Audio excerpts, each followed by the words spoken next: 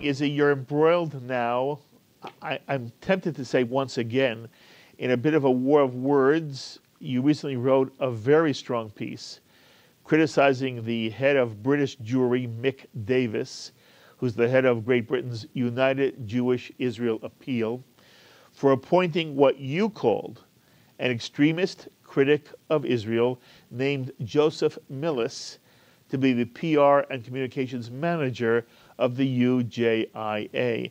And in your piece, you wrote that Mick Davis's most contemptible remark was his arrogant assertion that the government of Israel has to recognize that there are actions which impact directly on us as Jews living in the UK.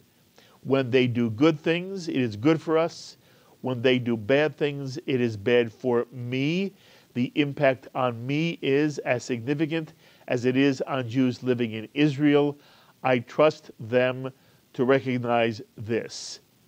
So, first, Izzy, explain why this remark really was so upsetting to you, and then talk to me about Mick Davis and Joseph Millis.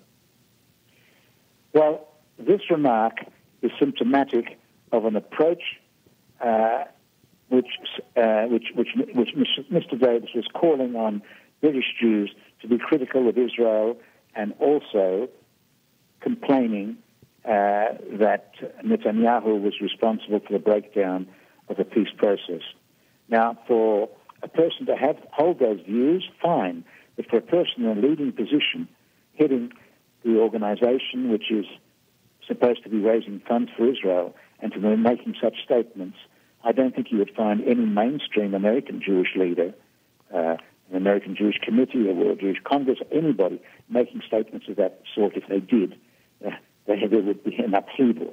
I mean, we can have these views privately, and for him to be promoting such views, I think, is highly questionable, particularly in a country which has become the headquarters of the campaign for BDS, the campaign to boycott Israeli goods, a country which has got booming anti-Semitism.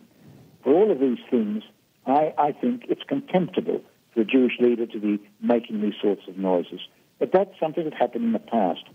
What shocked me much more was to appoint a man who has gone on record, and I stress gone on record, calling for a boycott of Israeli settlements.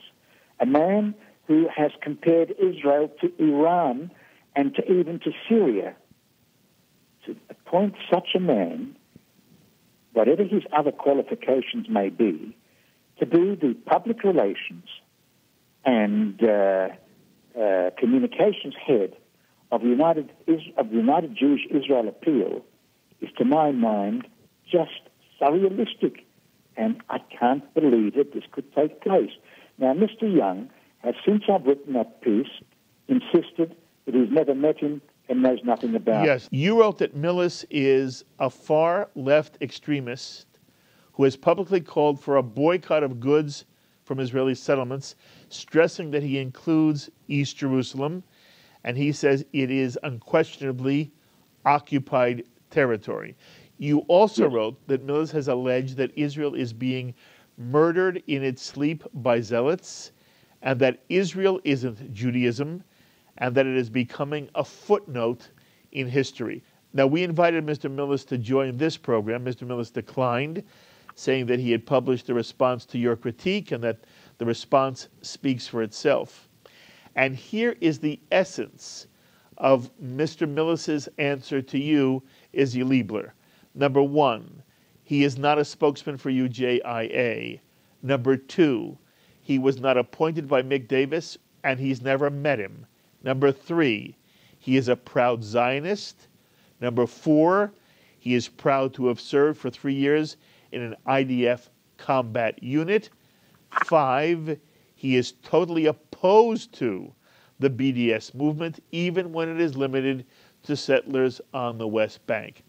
We have right here quotations from Joe Millis's own tweet and blog, in which he wrote, and this is on July 11th, 2011, I urge a boycott of settlement produce and of settlers, so sue me.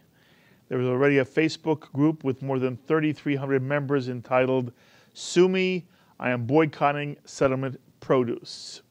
And then Robert Snodgrass wrote to Joe Millis saying, boycotting fellow Jews, Joe? Your mother must be very proud of you. By the way, do you class East Jerusalem as, quote, occupied territory, unquote? And Millis responded, Snodgrass, when I was a kid, we didn't go to Spain because of Franco. We didn't go to Greece because of the colonels. We didn't buy South African goods until Mandela was freed. So yes, I am suspect my mother would be proud. And I am calling for buying Israeli produce, not that from the settlements. East Jerusalem is occupied territory too.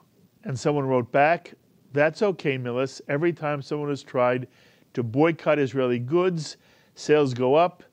Keep up the good work. Millis's response, they aren't Israeli goods, they are settlement goods. I urge a boycott of them and those who live in the toxic settlements.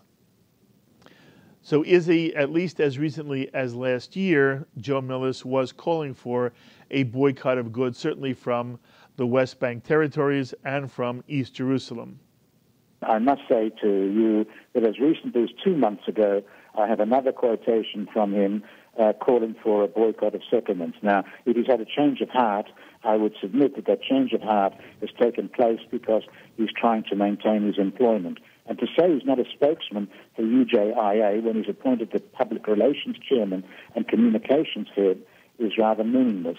And if Mr. Davis, as I said, was unaware of his background and his outrageous attitude towards Israel, then I would suggest he can't use that excuse now. What is he doing about it? Till now, there's been a curtain of silence by the British Jewish establishment. They've all run for cover. Mr. Davis is an enormously powerful man and wields money around in a very, very major manner. A lot of organizations are beholden to him and his group and are remaining quiet. I believe that there is no Jewish community in the world, and I say in the world, in the Western world, that would tolerate such a person as the public relations head of an organization which is committed to promoting the case of Israel and is supposed to appeal to all Jews. He's entitled to have whatever odious views he wants, but he certainly cannot have such a man appointed to such a position. And as I say, if he has really repented and had a change of heart, it's a shame he didn't do it a year ago. It's a shame he's doing it now.